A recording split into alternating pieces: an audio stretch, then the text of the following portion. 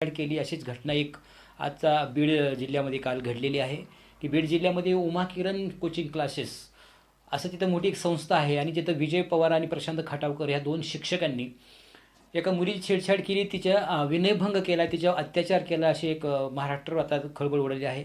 आणि ते मुलीला असं जबाब दिले आहेत की त्या मुलीला एका एकांतात खोलीत बोलवायचे, तिला बॅड टच करायचे आणि तिला ब्लॅकमेल करायचे, तू कोणाला सांगितलं तर तुला मी मारून टाकू असं सांगितलं. विजय पवार हे प्रमुख होते, त्यांच्याकडे तक्रार केली तर तिने सांगितलं हो त्याला त्यासाठी त्या शिक्षकाला त्यासाठी ठेवलं आहे आम्ही. आणि तसं म्हणून स्वतः विजय पवार या शिक्षकांनी सुद्धा तिच्याशी वाईट वागली, त्यांनी सुद्धा तिच्यावर अत्याचार केला. आणि ही घटना बीडमध्ये अतिशय दुर्दैवी घटना घडलेली आहे. पालकांचा संताप व्यक्त झालेला आहे.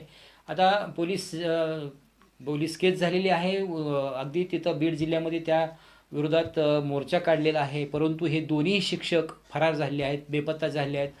कारण त्यांना राजकीय पाठबळ आहे असं तिथं समजतंय. आता बीड जिल्ह्यामध्ये संतोष देशमुख जी खून प्रकरण झालं आणि तिथून पुढं जी गुन्ह्यांची मालिका सुरू आहे बीड जिल्ह्यामध्ये, त्याचं कारण असं आहे की तिथले राजकीय वरदहस्ताशिवाय असं कुणी करू शकत नाही. आणि हे विजय पवार आणि प्रशांत खटावकर हे दोन्ही शिक्षक यांनी भरमसाठ विद्यार्थ्यांकडून पालकांकडून फी घेतलेली आहे आणि या फीच्या जीवावर त्यांनी पैसा माया जमवली आहे.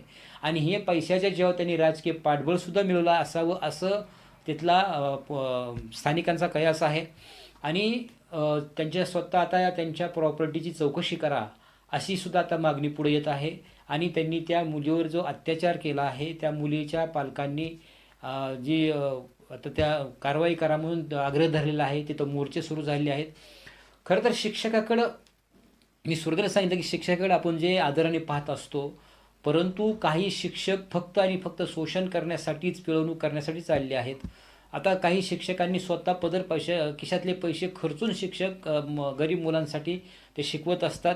कधीकधी स्वतःच्या संसारातलं सुद्धा पुंजी अगदी त्या गरीब मुलांच्या गरजू मुलांच्या शिक्षणासाठी लावतात. परंतु काही शिक्षक अगदी समाजातल्या गरीब गरजू मुलांचं सुद्धा शोषण करतात. हे आपण सध्या काही उदाहरणं पाहतोय आणि हे दुर्दैव आहे महाराष्ट्राला. पाहत राहा आमचा चॅनल. खरं तर हा नवीन आहे, चॅनलला सबस्क्राईब करा आणि पाहत राहा न्यू महाराष्ट्र एक्सप्रेस न्यूज.